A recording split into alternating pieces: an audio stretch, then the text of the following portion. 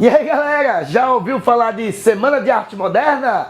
Tem medo que isso caia no vestibular? Seus problemas acabaram. Chega mais! Seguinte pessoal, um dos conteúdos mais cobrados em provas de vestibulares do Brasil inteiro é modernismo em primeira fase. O modernismo na primeira fase, pessoal, compreende a época que vai de 1922 até 1930 e começou com um grande evento da literatura nacional, chamado Semana de Arte Moderna. Você precisa saber sobre esse evento. Vamos lembrar de tudo que esteja relacionado a ele para que você não erre nunca mais isso no vestibular.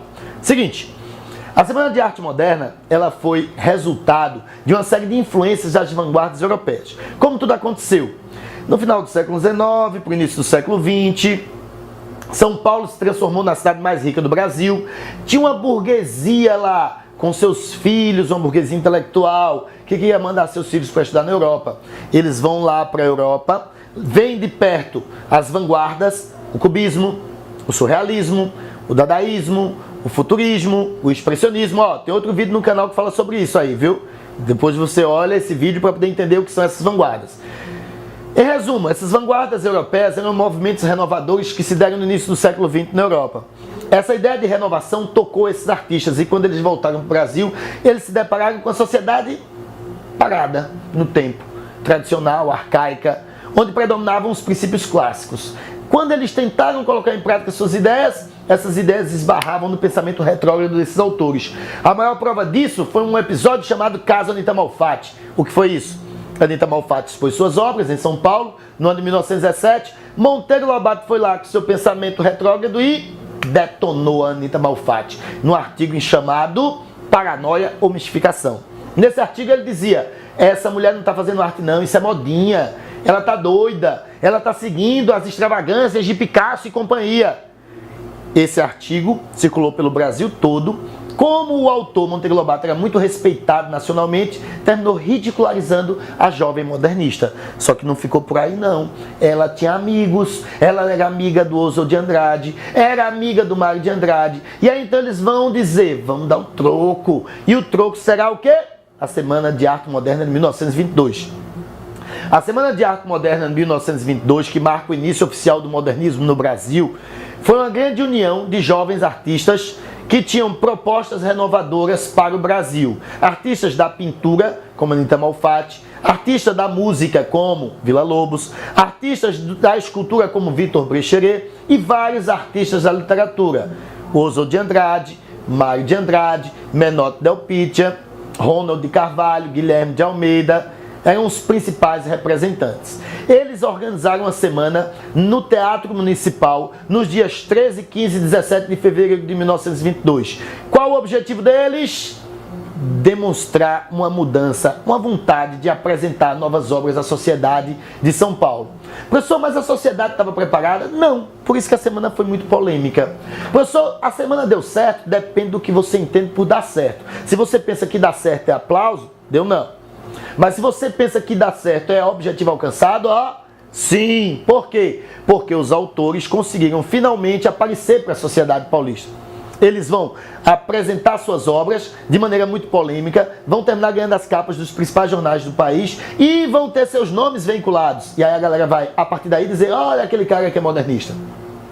Então a semana foi um grande evento que envolveu todos esses jovens artistas tentando modificar a arte em São Paulo. A semana teve um momento muito polêmico, que foi a leitura de um poema chamado Os Sapos. Esse poema é de Manuel Bandeira e quem leu foi Ronald de Carvalho. Todas essas condições polêmicas terminaram causando uma maior efervescência cultural em São Paulo, fazendo com que os artistas pudessem propor novas medidas artísticas, novas propostas. E estava começado o modernismo no Brasil. Essa primeira etapa do modernismo, como ela tem uma postura muito radical, uma postura muito irreverente, ela passou a ser chamada de fase da destruição. E por que chamamos fase da destruição? Porque eles querem demolir todos os modelos de arte do passado. É uma fase de ruptura, de não aceitação dos modelos da antiguidade clássica. Essa fase tem como principais representantes o Oswald de Andrade, o Mário de Andrade e o Manuel Bandeira. Professor, depois da Semana de Arte Moderna, o modernismo já estava espalhado por todo o Brasil? Não. Os próprios autores que participaram da semana perceberam que tínhamos falhas nessa difusão. Por quê? Porque São Paulo estava preparada, pois era uma cidade cosmopolita, representava a tecnologia, o avanço da modernidade. Mas será que o restante do Brasil também estava preparado para isso? Negativo. Tanto é que foi necessário criar revistas especializadas em arte para poder espalhar o modernismo por todo o Brasil. A principal revista, que é o órgão difusor do modernismo no Brasil, é a revista Claxon. É bom lembrar também que os artistas desse período eles se uniram em torno de uma causa, mas não quer dizer que eles vão estar unidos por resto da vida, não.